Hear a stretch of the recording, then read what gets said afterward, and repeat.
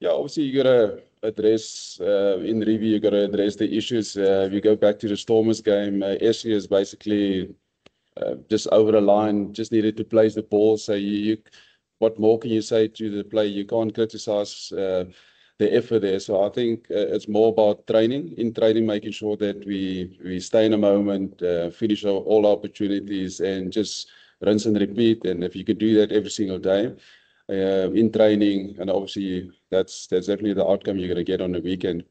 Yeah, and I think it's Chris. He's been unbelievable in terms of just his value to the team and as a person. So yeah, I think on Saturday the responsibility is not just on Chris. I think Mornay, Kewen at the back, all our game drivers. There's a big chat around on attack, momentum, no momentum, and I think the more we can create those pictures in training.